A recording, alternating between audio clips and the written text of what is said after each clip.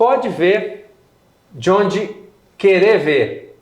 Diário de uma Vida Elétrica. O Duve, para você. Hoje estreando um novo quadro, um quadro que vai ser certamente muito bacana, uma discussão muito boa, que é o quadro É Debate. Tá ligado?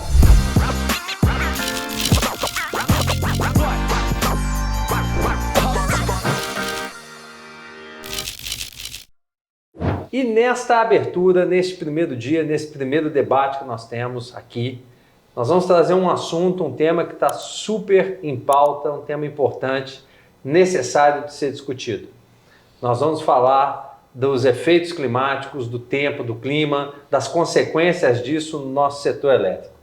Eu tenho aqui comigo, à minha direita, o amigo Sérgio Santos, também até nota, né, Sérgio, para não errar, engenheiro eletricista, dizer que engenheiro elétrico também, agitado, especializado em descargas atmosféricas, certo, Sérgio? Exatamente, prazer estar aqui com vocês. Que bom, vamos conversar, contar um pouco de história, caso. Legal.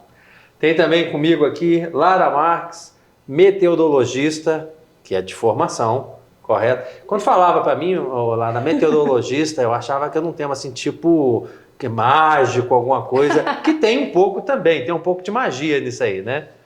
A pergunta que eu mais recebo é, vai chover hoje? Então, você vê que tem um lance assim, meio, né, meio previsão, né? A Lara, formada em meteorologia, mas também especialista em energia da Climatempo, correto? Correto. Que é uma referência para a gente, ajuda muito, principalmente no final de semana, quando a gente está olhando e ir para a praia. Vamos dar uma olhadinha no que o pessoal do Climatempo está falando, mas não só isso, né, Lara? Muito mais, né? Não, hoje a Climatempo é uma empresa de consultoria também, então a gente tem unidades de negócios dentro da Climatempo para atender diversos setores. Então a gente tem o de energia, que é o que eu faço parte, orgulhosamente, a família Energia. Temos o agro, tem infraestrutura, mídia, governo, onde a gente atende defesas civis, etc. Então, a minha mãe conhece a Climatempo pela Esté Toso na Band, pela aparição na Record, pelo site, mas a gente, no fim do dia, também é uma empresa de consultoria e agrega bastante valor para diversas empresas aí no mercado. A gente vai falar um pouquinho mais disso daí, o tema é muito bom. E comigo, meu amigo Márcio Rosa, CEO, fundador, filho de cineasta da Embrastec, que tem uma história muito próxima, né, Márcio? Muito correlata com o que a gente vai debater aqui hoje. Obrigado por ter vindo. Com certeza, é um prazer participar da primeira edição do quadro, né? É debate. É debate. Tá ligado? Tá ligado? É isso. Muito bom. Vamos lá. Gente, então, eu disse no início dessa conversa que esse tema tá muito em pauta, né? E não de hoje, né? É um tema que a gente já vem conversando há algum tempo, cada vez mais a gente vem escutando sobre mudanças climáticas, o impacto do clima, e a gente está muito envolvido, quando falo a gente, o setor elétrico, né? Porque passa por uma descarbonização cada vez maior, né? Das atividades humanas, né? E aí nos vários setores, aspectos da economia, da sociedade, né? E cada vez mais importante tentar entender isso, né, Lara? E a gente, no momento, né, que a gente está gravando, fazendo essa conversa aqui, que daqui a pouco está aí disponível para todos, a gente está vivendo um desastre climático de... Você falou até, vou até deixar com você, Lara, para eu não falar errado, né? Fala qual que é a dimensão do que está acontecendo hoje no Sul, no Rio Grande do Sul do Perfeito. Bom, mudanças climáticas não é novidade, né? Na verdade, já é comumente, as pessoas já sabem, existem aqueles que falam que será que tem mesmo, mas cada vez mais a gente tem sentido que é uma realidade. A gente já está vivendo e já não é mais um processo de única e exclusivamente mitigar estes impactos, mas é um processo de adaptação.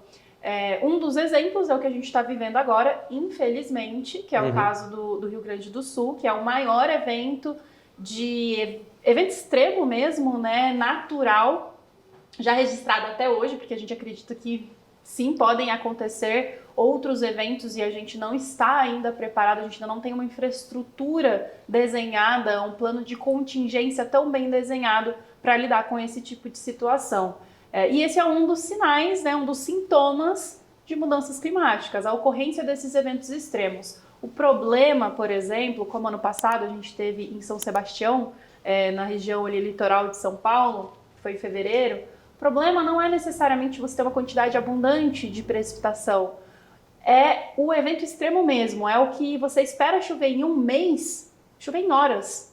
Para onde que vai escoar essa água, né? Então a gente não tem essa infraestrutura, esse plano de contingência e a gente já está começando a sentir esses sinais. Então as mudanças climáticas hoje não tem como negar, elas estão acontecendo e a gente tem que passar por um processo de conscientização, de adaptação e de redução desses potenciais impactos. Então como que a gente traz, aí entra a sustentabilidade, né? Como que você traz um plano de redução de emissão, por exemplo? Então é um dos casos. O caso do Rio Grande do Sul em específico, infelizmente, nada era favorável, né? A gente tem um bloqueio atmosférico na região mais central no país, então a frente ela está entrando pela região sul e ela fica estagnada, ela não consegue terminar de subir. E aí isso faz com que toda a chuva seja despencada naquela região. E aí estão vindo, né, frentes uma atrás da outra e, consequentemente, você tem o estrago que está acontecendo agora. E aí a região, a Lua, por exemplo, a gente está em fase da Lua Nova, se eu não me engano, que intensifica o nível das marés, por exemplo. Então, são vários fatores negativos que ocasionam nesse grande impacto. Agora, não é implicância minha, não, mas você já reparou que toda a frente fria vem da Argentina? Vocês já repararam? Isso é um negócio assim, não é implicância, mas vem uma frente fria da Argentina e tal. Então, de alguma maneira, bom, esquece, não vai cortar, isso vai aparecer, mas não tem nenhuma relevância, isso que eu acabei de dizer. Mas falando sério agora, você que está nesse tema, né? Quanto tempo tem? A Climatempo, quantos anos? Ela foi fundada em 1988, então hoje a gente tem mais de 35 anos, lógico que em baby steps, né? Então hoje a gente é considerado a maior empresa de meteorologia da América Latina, o nosso site é um dos 10 mais acessados do país, foi eleita a melhor previsão nacional, então assim, a gente traz vários títulos, mas logicamente que foi uma construção ao longo do tempo, até de conscientização da humanidade com relação à qualidade da previsão. Todo mundo fala, vai chover... Então é sol. Exato. E não, a gente tinha que mostrar a complexidade por trás, a aplicabilidade e ir ganhando essa confiança, né, com o público para chegar hoje no nível que a Climatempo tem. E Lara, eu imagino que com essa base de dados que vocês vieram construindo ao longo desses anos, né? Nós estamos falando, você falou 88, né? 12 com 24, nós estamos falando de 36 anos fazendo isso, trabalhando com isso. Vocês percebem um aumento da ocorrência e aumento da magnitude do fato? Sim, hoje a Climatempo ela tem 36 anos, né? Mais de 35 anos. Mas a gente analisa dados de 70 anos atrás, a gente faz projeção para 2100, 2050. Então a meteorologia ela dá uma margem para você olhar para dados muito maior do que até o tempo de vida da Climatempo, mas é a nossa expertise. E a ocorrência desses eventos extremos são vários trabalhos que a gente faz, até muito aplicado para os setores, e aí eu puxo sardinha para energia, mas são os sintomas das mudanças climáticas. A partir do momento que você começa a identificar a ocorrência de eventos extremos, que são esses mais intensos e até mais frequentes, é exatamente isso. Hoje, por exemplo, sistemas fotovoltaicos. Qual que é a metodologia que o pessoal usa para fazer uma estimativa de geração? É um ano meteorológico típico. E o ano meteorológico típico ele é um Frankenstein de dados de temperatura e radiação. Só que você está usando um histórico de 30 anos para projetar 30 anos. Será que o que está sendo usado ainda é representativo? E é um tipo de estudo, por exemplo, que a gente faz. A gente avalia, olha, a climatologia é essa, mas a última década, a minha probabilidade de excedência dessa temperatura que você considerou aqui, ela aumentou muito. E isso pode impactar, por exemplo, a sua tensão. Eu vou ter muito mais nebulosidade, eu vou ter muito mais tempestade. E isso pode influenciar também o sombreamento das suas placas. E o pior de todos os casos, o terror do setor, são as descargas atmosféricas. Então, a partir do momento que você tem mais eventos extremos, você também tem muito mais ocorrência de tempestades, de descargas atmosféricas, e aí é o terror do setor, porque você tem desligamento, você tem perda da própria infraestrutura, você tem questão de segurança dos trabalhadores. Então a gente sente sim, e hoje a gente tem esse trabalho aí junto ao setor, não só de energia, todos, mas puxando sardinha para o setor, de trazer essa informação mastigada em como trazer mais resiliência para o dia a dia ali da operação.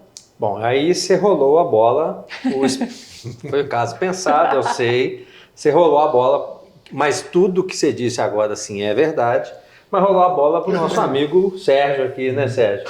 Uma experiência boa disso daí, o que a Lada está trazendo, quer dizer, aumenta a incidência de descargas atmosféricas, o famoso raio, né? E aí os impactos começam a aparecer no making off. Você disse uma coisa interessante, né? O problema não é a quantidade de raio que cai, estou correto? Correto. Mas sim aonde essa quantidade de raios está caindo. Exatamente. E aí conta pra gente um pouco disso, né? Ou seja, os impactos disso na tua experiência, e aí um pouco dessa sensibilidade, o quanto isso vem aumentando e qual é o dano, como é que isso agrava um investimento, uma usina, um sistema elétrico. Você trouxe alguns casos ali, a gente conversando, por exemplo, do sistema de saneamento, enfim. Conta um pouco para a gente disso aí. Legal. É um desafio falar depois da Lara, ela fala com tanta propriedade, né? Agora, a gente tem duas situações relacionadas à descarga atmosférica. Aquela mais tradicional que a gente pensa, nossos avós pensavam, o raio caindo numa casa, caindo num prédio, que é o famoso para-raio. Posso fazer uma pergunta curiosa agora? Claro. É verdade que um raio não cai duas vezes no Não, mesmo ao lugar? contrário. Para você ter uma ideia, o Empire State Building lá nos Estados Unidos, ele é atingido numa média de 20 descargas atmosféricas por ano.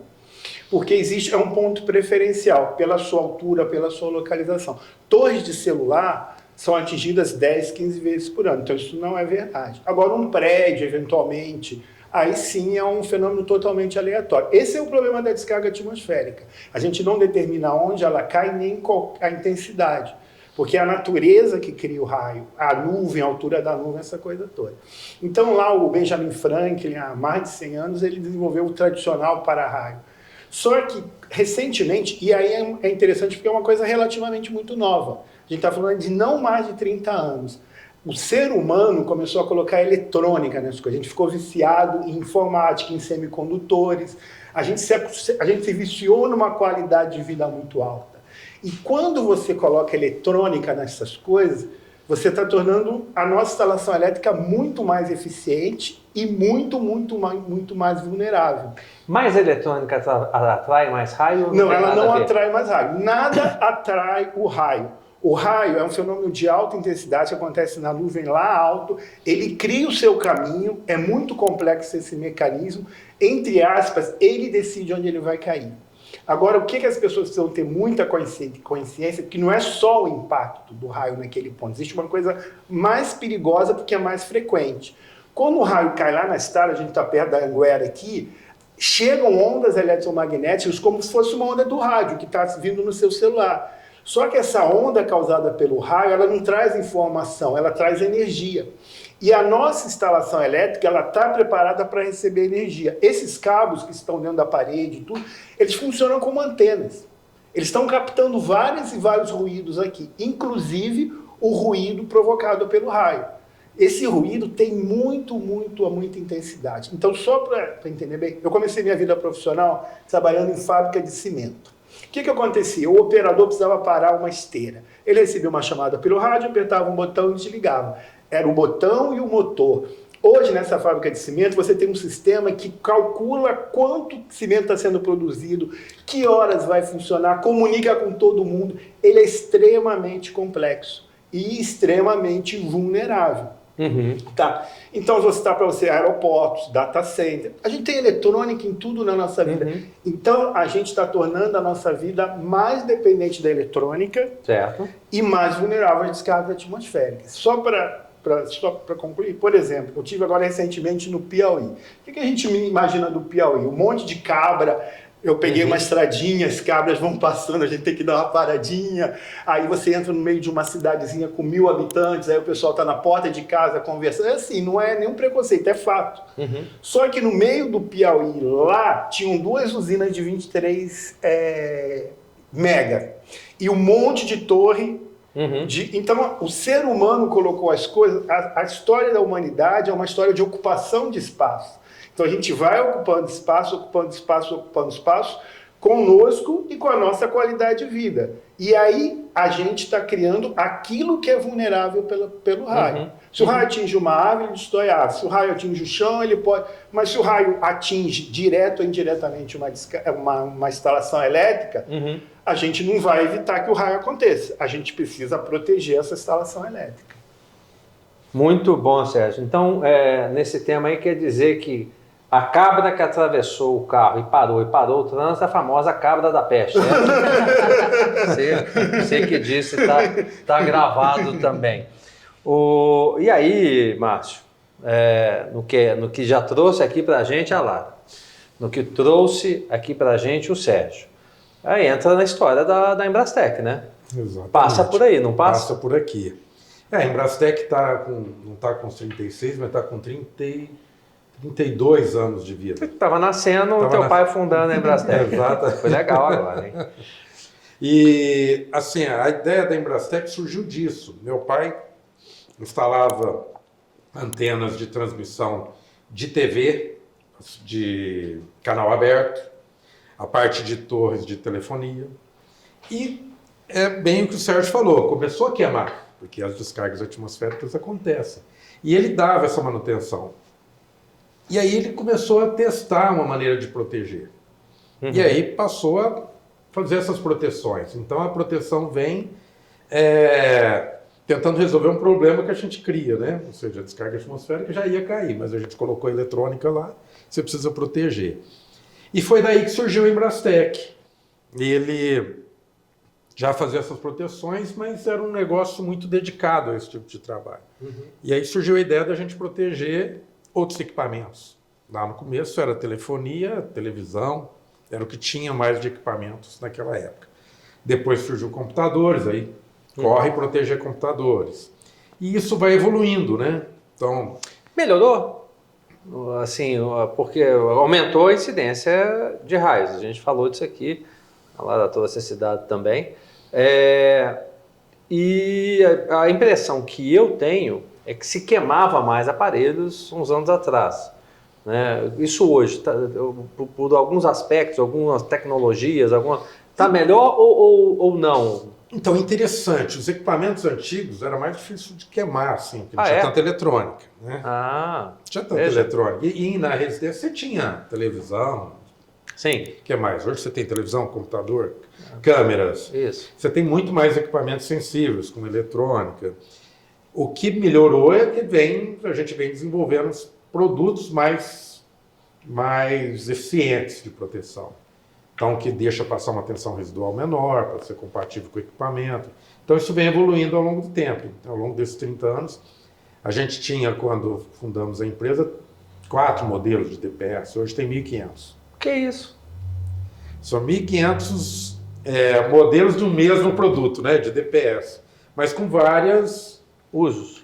Vários usos, né, dedicado para cada tipo de equipamento. Por exemplo, para data center é um tipo de equipamento de DPS, para solar, outro tipo de DPS, e aí vai. Então isso vai diversificando muito.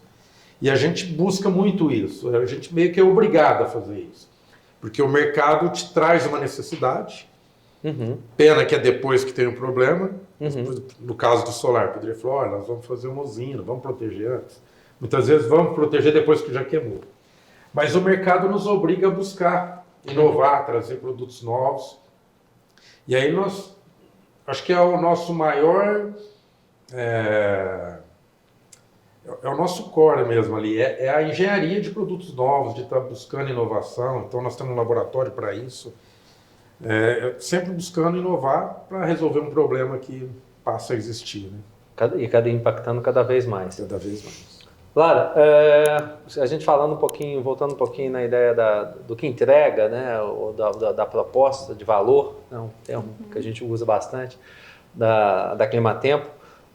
Eu sei que você falou que tem verticais, você está na vertical energia, dentro da empresa, né? O que você percebe como uma entrega, né? Olha, Guilherme, faz diferença ter essas análises em função disso. Esse disso ou esse isso, o que seria para a nossa audiência aqui que está aqui? Tá bom, né? Porque a gente fica realmente fala Climatempo, a gente fica com aquele momento ali do jornal que vai dar a previsão do tempo. Claro que a gente começa a perceber o valor hoje muito maior, né? Basta voltando, a gente vai falar um pouquinho mais daqui a pouco sobre o que está acontecendo, mas a gente sabe que é muito maior, são muito mais entregas possíveis. Dá alguns exemplos aí pra gente. Legal. É engraçado, a gente estava até conversando ali, né, anteriormente, quando fala em meteorologia, o que você imagina que a Climatempo deve fazer? Ele vai ligar e vai falar com o meteorologista e ele vai me ajudar, vai me falar a previsão. Mas não, hoje vai muito além. Hoje, eu diria 3 entregas principais. Lógico que tem uma infinidade de possibilidades, mas hoje a gente tem o SMAC, ele é muito conhecido e consolidado no mercado, é um sistema de monitoramento e alerta. Então ele é um sistema mesmo, e hoje grande parte do mercado usa transmissão, distribuição, comercialização usa um pouco também. A gente tem as renováveis usando, até térmicas usam também, que é um sistema que consegue trazer segurança para dentro das empresas. Então, a gente cadastra o ativo ali da empresa e faz esse monitoramento com relação à condição atmosférica, se tem alguma adversidade meteorológica que pode impactar ou não, e tudo isso ele é informado. Dentro da própria plataforma ele tem acesso à previsão para poder fazer janela de operação e também tem dado histórico para justificar caso algo tenha acontecido. Então, para solicitar um laudo meteorológico, caso tenha tido algum tipo de desligamento, algo assim. Então, isso é muito importante para auxiliar na tomada de decisão rápida, porque imagina, você está com um trabalhador em campo e você agendou aquilo, você desligou a sua usina, avisou o ANS, você vai fazer. Mas não, a sua condição meteorológica ela não é favorável. Ou ela é favorável para amanhã, mas à tarde não é. E aí você vai acompanhando, porque caso tenha alguma descarga atmosférica próxima, ou você vê que o sistema está se aproximando através desse sistema, você toma uma decisão rápida. Não, eu vou tirar o meu trabalhador daqui, eu vou levar ele para uma outra planta. Não, eu vou tirar ele daqui, colocar no abrigo, porque isso vai durar só 1 hora e depois eu coloco ele em campo de novo. Então a gente está falando de vidas. Além da segurança da infraestrutura, a gente está falando de planejamento, porque quando você planeja uma coisa e não cumpre, tem muito dinheiro envolvido. Então, para você ter esse planejamento bem consciente. Fora inúmeras outras aplicabilidades. Isso é um ponto. O segundo é, de fato, caracterização climática. É um investimento que você está fazendo para muito tempo. Então, você precisa ter um dado, uma base de dados e uma análise muito sólida para você fazer o investimento inteligente, o investimento seguro. Então, hoje a gente também trabalha com isso, com relatórios de caracterização climática, relatórios de projeção climática e, por fim, aí o céu é o limite. A gente desenvolve projetos. Quando você fala o céu é o limite, tem que dar uma olhada, inclusive, pra ver, usando um termo aí para ver se está aberto, se vai cair raio, essa coisa toda. Nesse caso, geralmente o tempo tá lindo, céu de brigadeiro, né, que o pessoal chama. Mas a gente faz projetos, P&Ds, então a gente conversa, a gente tem um relacionamento muito próximo com as empresas e a gente tenta entender qual que é a sua principal dor hoje que o mercado não te atende. Como que a gente pode agregar valor? E às vezes é muito além só da meteorologia. A gente entra junto com outros parceiros também para envelopar a melhor solução que vai agregar valor, que vai de fato atender a dor daquele cliente. Então hoje a gente já tem vários projetos, a gente tem com a ONS, a gente tem com empresas específicas, e aí é onde eu brinco, o céu é o limite porque chegou a demanda, a gente desenvolve, sempre trazendo inovação, porque um dos critérios, né, para ser considerado P&D é de fato ter inovação. Então hoje a gente trabalha muito, a gente investe bastante nisso. Perfeito. Sérgio, você tocou num ponto, o Márcio também, né? Aí, olhando para a questão técnica, né? Para a solução técnica dos DPS, dos para-raios, enfim, de todos os sistemas de proteção, qual o impacto de uma queda de raio, por exemplo, numa usina fotovoltaica? Pegar uma usina fotovoltaica que é um tanto quanto eu posso dizer pelo menos a minha realidade, né, que trafego bastante dentro desse tema. O que dá para fazer e se não é feito, qual que é o impacto, por exemplo? Certo. O que pode acontecer quando tem muita descarga elétrica numa usina? Entendi. A notícia boa é que, tecnicamente, você consegue proteger os ativos da usina totalmente. Por isso que o Márcio falou que existem vários produtos. Porque você tem um protetor para o inversor, um protetor para o módulo, um protetor para a rede RS485. Então, tecnicamente, nós não temos problema. A gente corre atrás, porque, por exemplo, a gente tinha um inversor, surgiu um microinversor, então a gente tem que estar desenvolvendo novos produtos para novas tecnologias. Mas a gente já tem muito conhecimento sobre isso, tá? Só que aí existe uma coisa interessante que eu estava pensando enquanto eu estava ouvindo vocês falar. Eu e o Márcio, a gente trabalha na indústria, a gente produz produtos. Vocês dois trabalham com informação. Hoje em dia, a informação é mais importante do que o produto, ela gera mais riqueza. O que ela traz para a gente é informação. E essa informação é muito valiosa. E a informação é o nosso inimigo, no caso ali, porque a gente sabe que vai acontecer, a gente sabe que pode proteger, mas como a gente convence a pessoa que está do outro lado da mesa que ele precisa de alguma coisa que até hoje ele não precisou? Então, o que acontece? Pode falar. Não, é que você falou, até hoje ele não precisou, não. Ele sempre precisou, pelo menos na minha visão. Não, né? claro. Ele sempre precisou. Ele não, talvez, eu entendo o que você está dizendo, é que ele talvez ainda não tenha tido a consciência ou a experiência, às vezes a experiência dolorosa, não foi afetado. Né, de que ele precisa, né? Ele foi Porque afetado. precisar, ele precisa. Então, existe aquele ditado que diz que os países bons aprendem com os erros dos outros. Os países médios aprendem com seus próprios erros. Os países ruins nunca aprendem. Então, a gente tem clientes... Serve para a pessoa também. Tá? Bora lá. Então, existem operadores de usina, por exemplo, que precisam passar por isso. Porque, por exemplo, o nosso vendedor é o raio. Porque no momento que é atingido pelo raio, ele liga para a gente, ele vai fazer qualquer coisa porque ele sofreu aquilo. Muitas vezes a gente vai no cliente, explica, e ele não se conscientiza disso. Aí o que acontece? E aí entra aquilo que eu te falei da questão da informação. O que acontece? Inviabiliza a usina. Ele vai ter um prejuízo, a usina vai ficar indisponível. Só que o que acontece? Qualquer equipamento, qualquer ativo que ele tenha lá, o custo de repor esses ativos é muito inferior ao custo da interrupção do serviço.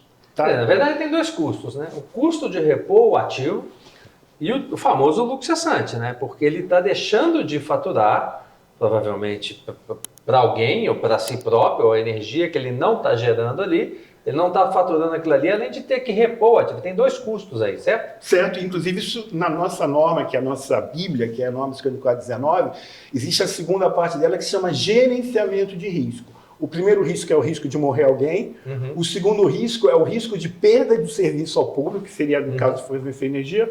O terceiro risco é a perda de valor cultural, que seria o caso que caísse um raio no museu, alguma coisa assim. E o quarto é o risco de perda de valor econômico. Então a gente vive numa sociedade de serviço, isso numa usina. Agora você imagina num data center, por exemplo, de um banco. A gente hoje em dia compra tudo pela internet. Se você não compra agora, você vai comprar do concorrente. Mas uma hora, isso existem estudos, tá? Não é tão estudos como a Lara. Se você tem um banco que interrompe a comunicação dele com o cliente por uma hora, os prejuízos são incalculáveis, porque não é só o prejuízo do que ele deixou de vender, a imagem, a confiança que você tem dele. Só para terminar, por que a Inbrasec começou na parte de telefonia? Porque você estava numa estrada, você tinha as operadoras de celular, você estava numa estrada, você precisava ligar urgente para alguém, não tem sinal. Aí o cara que estava do teu lado no carro, ele falou assim, não, mas eu tenho sinal. O cara fala, qual é a tua operadora? Você tá entendendo? Não é trocar o equipamento. O teu cliente vai te trocar por outro cara que é mais confiável. Tem uma solução melhor. Sem dúvida. O Márcio, a gente tem conversado bastante sobre essa questão dos raios. Né? O Sérgio usa um termo mais bonito. Descargas atmosféricas. Né? Meteorologistas também não. Assim, né? O meu é raio mesmo. Né? Eu tenho até uma história boa, vou contar para vocês sobre isso. Mas daqui a pouquinho, o que eu vivi com esse tema raio. Qual que é o impacto, você tem isso, o impacto financeiro de uma descarga atmosférica de um raio numa usina E quanto seria evitá-lo? Né? Então, depende muito da usina, mas o que assim, assusta é que o investimento da proteção ele é insignificante, ele é 1% do valor da usina. Então você investe na usina um valor, né, significativo e com 1% ou 2%, vai dependendo do projeto, você já protegeria. E aí o pessoal, lógico, está disputa econômica, de orçamento, então muitas vezes abre mão da proteção, porque sem proteção funciona, né? Você starta ali, está funcionando. O problema é quando queima, quando cai uma descarga atmosférica e tudo mais. Mas então dá para abrir mão no primeiro momento. Igual um carro, você compra o carro sem seguro, você anda. Sim. O problema é quando bater. Então é isso que acontece muito, as pessoas pensam no... E no caso do Mãozinha, desculpe te cortar, é quase uma certeza que em algum momento, nos 25 anos, que a gente está falando de Mãozinha na fotovoltaica, nós estamos falando de 25 anos, né? Mas é o que a gente conta no mercado, né? O que a gente vende é isso, né? Vai durar 25, vai produzir 25 anos. E imaginar que usinas, vamos falar de 1 mega, uma área maior, né? Uma área aberta, né? Em 25 anos não vai cair vai pegar nenhuma tormenta, nenhuma descarga atmosférica, não é possível, né? E mais, né? Porque a gente tem, né, a descarga pode atingir diretamente, mas o Sérgio estava comentando, uma descarga que cai próxima, até 2 quilômetros, ainda tem interferências. Então, não precisa cair nela, precisa cair na proximidade. Então aumenta muito mais a possibilidade de ser atingido por uma descarga, né? Então, eu estava comentando com vocês, você falou uma frase na tua fala há pouco que eu achei muito interessante, né? O raio vai cair, né? Ele que escolhe onde vai cair. Ele que escolhe onde vai cair. Então, lá no litoral de Minas, ali em Juiz de Fora, não, é sério, você está rindo, mas é sério, é verdade. A minha sogra morava numa parte de morro mais alta e tinha um pinheiro desses que a ponta até parece um para-raio.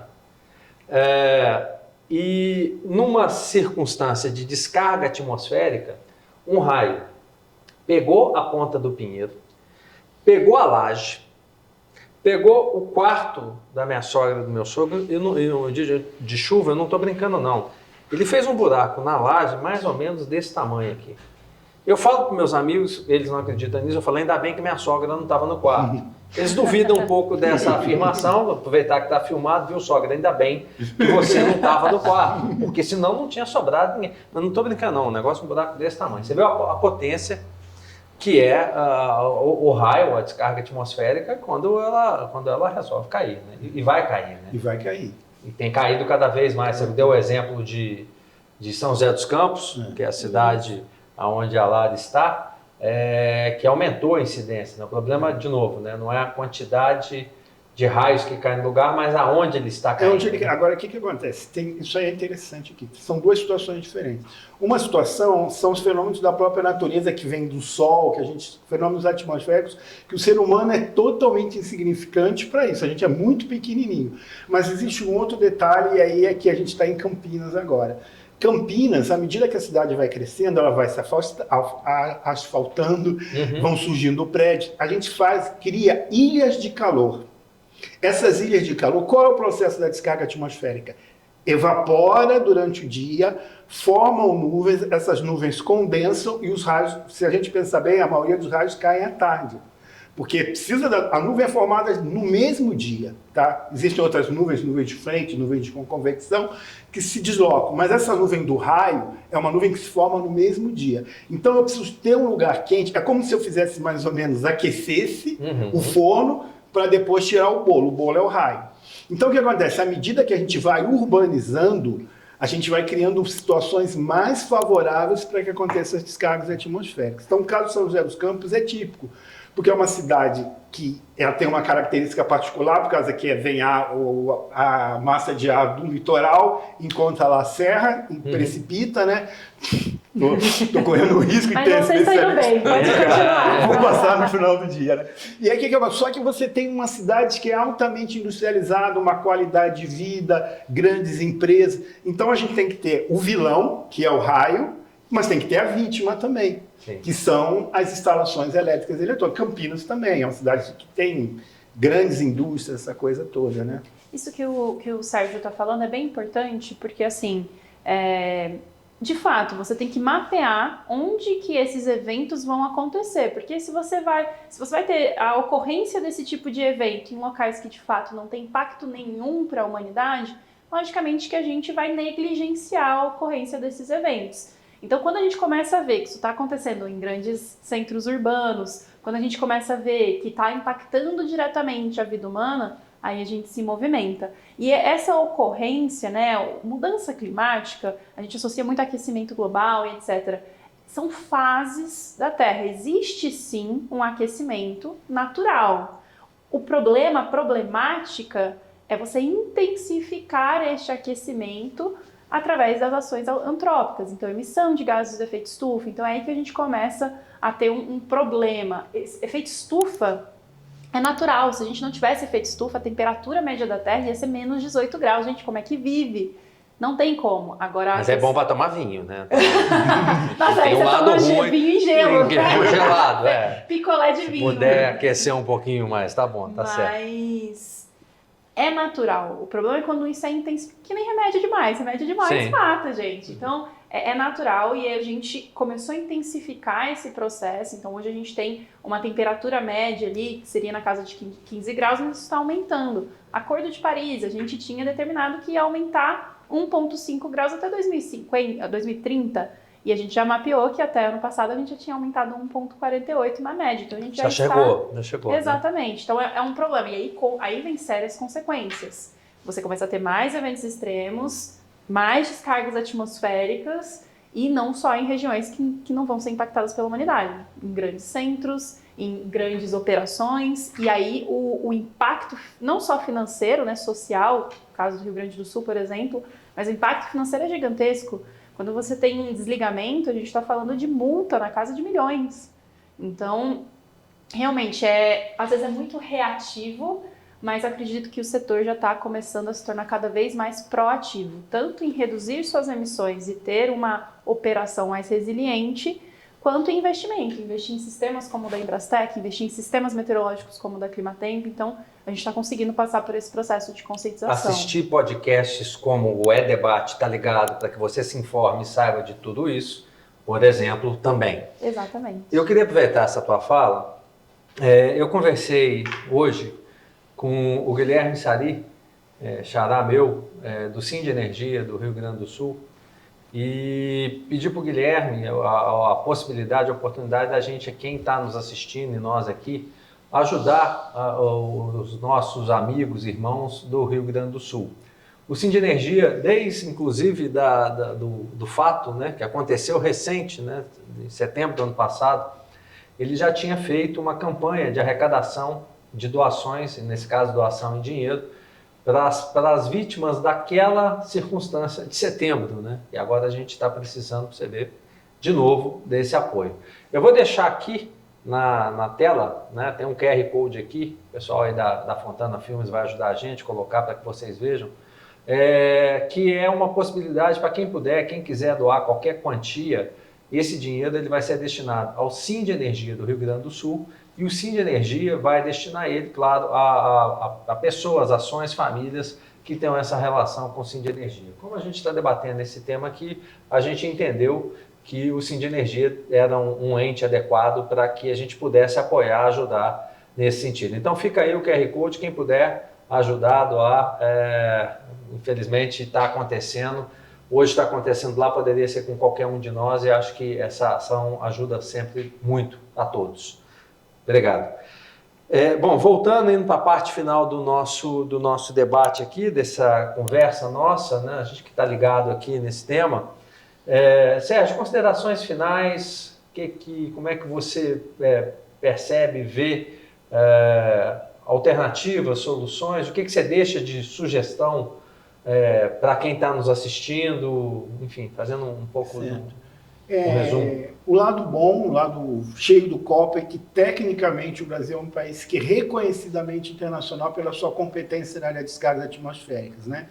A Embrastec ela compete com empresas alemãs no mesmo nível de tecnologia, né? Cada um com suas particularidades. Nossas universidades publicam lá fora, então a gente tem o conhecimento técnico. Aí a gente precisa da sua ajuda, Guilherme, para conscientizar as pessoas que a proteção ela é sempre preventiva. A grande vantagem de proteger uma usina fotovoltaica, por exemplo, já na fase do projeto, ou pensar na proteção já na fase do projeto, não é porque a destruição não vai acontecer, tem uma vantagem ainda, a proteção fica mais barata.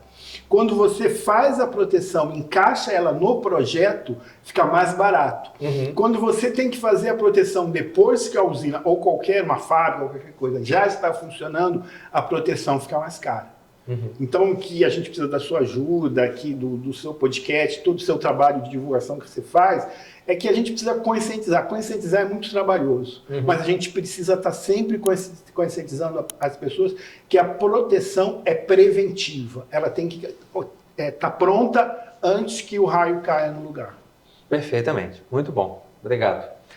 Márcio, considerações finais, um trabalho de mais de 30 anos aí também, vendo isso tudo acontecer. Você deu um dado aí que me chamou muita atenção, de 4 produtos para 1.500. Só isso daí mostra que os raios estão caindo mais de uma vez no mesmo lugar. E como é que você está vendo tudo isso? O que a gente pode deixar de mensagem aí? Bom, complementando o que o Sérgio falou, vendo um copo cheio, há 30 anos atrás, quando a gente falava em proteção, contra a descarga atmosférica, a gente quase apanhava. Você está maluco? Você vai bater o raio no peito e chutar para escanteio? Na verdade, o que a gente fazia era proteger os efeitos que ele causa, não era do raio. Mas ao longo do tempo a gente melhorou muito. Eu acho que precisa conscientizar muito mais. Mas é um trabalho que a gente vem fazendo e divulgar isso, um trabalho que a gente tem feito nos fóruns, né?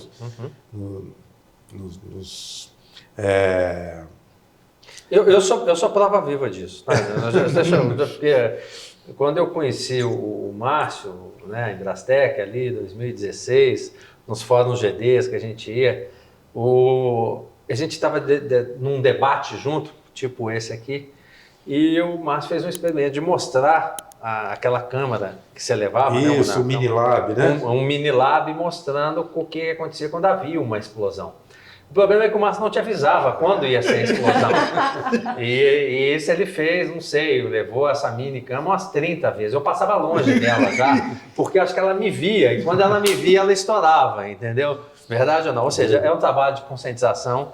Você já está bem conscientizado. Eu já estou conscientizado, esse negócio estoura, dá arco, dá aquela coisa toda. E a gente vem fazendo isso, né? O ano passado foram mais de 42 eventos que eu levei o Minilab. O Minilab já rodou o Brasil. E desde 2016 que eu venho, na verdade, o Minilab desde 2016 Goiânia já tem rodado. Isso. Nunca mais foi em Goiânia. Traumatizado.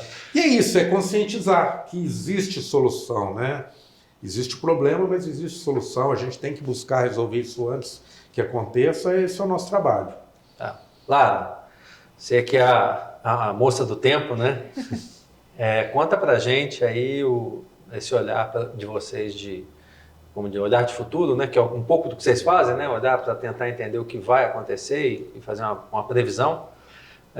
Mas numa ideia macro também, né? E fazendo aqui um fechamento, para onde vamos? Bom, tem vários cenários. A gente tem desde o mais otimista ao mais pessimista. A realidade hoje não é muito positiva. A gente precisa realmente fomentar mais a discussão de mudanças climáticas e principalmente colocar em prática os planos, né, de mitigação, de redução de emissão e adaptação, para que a gente consiga ter um futuro mais resiliente e que o nosso processo até de adaptação seja um pouco mais tranquilo do que realmente algo mais agressivo, porque é o que a gente está vivendo hoje, né?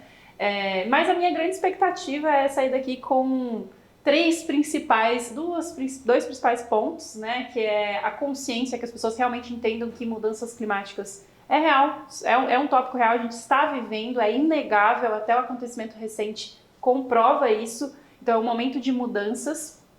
O setor de energia, olhando o copo meio cheio, que nem meus colegas aqui já mencionaram, É um setor que já está olhando para isso, já vem se posicionando, não é à toa que a gente tem tido bastante protagonismo para temas como transição energética, eficiência energética, e a gente tem tido grandes discussões também dentro do cenário político para implementação de normas, legislações. Então, existe esperança, tá? Mas a gente precisa ser realista, as coisas precisam mudar.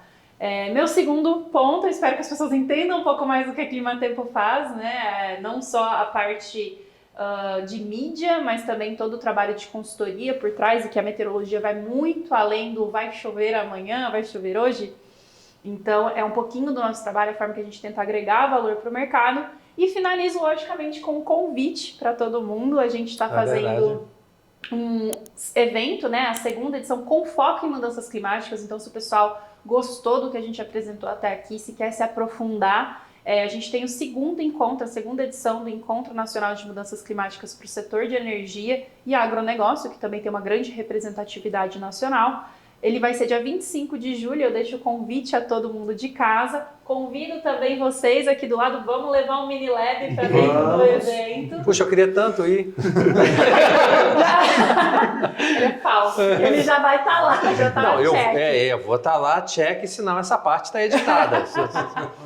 Não, mas convido todo mundo, realmente é um evento onde a gente consegue trazer grandes líderes e a gente consegue colocar todo mundo no mesmo nível de discussão, e o nosso grande objetivo é, de fato, ter um impacto, atuar no ODS 13, que é o combate às mudanças climáticas global, é um objetivo de desenvolvimento. Está mudando, né? Vai virar o ODS 1, né? Espero que sim, para ganhar prioridade. Vai subindo, né? Porque está acontecendo. Mas, então, que dia? 25 de julho. Onde?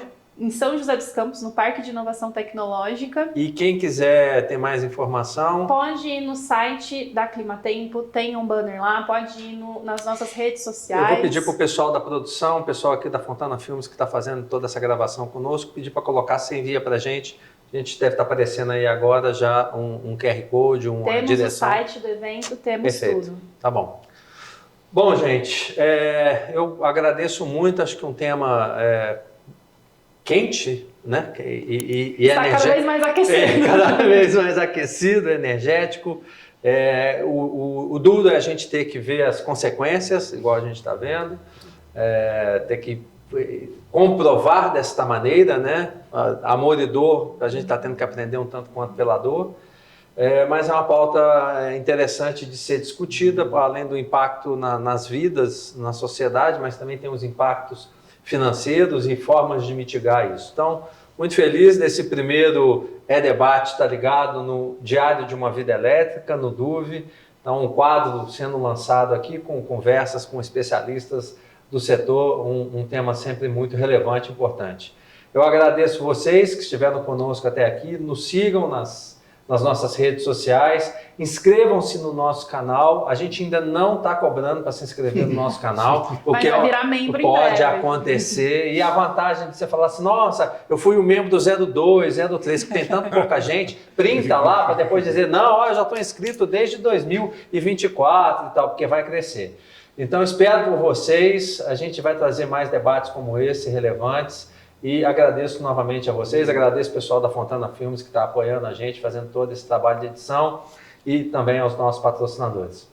Obrigado, um abraço, até lá.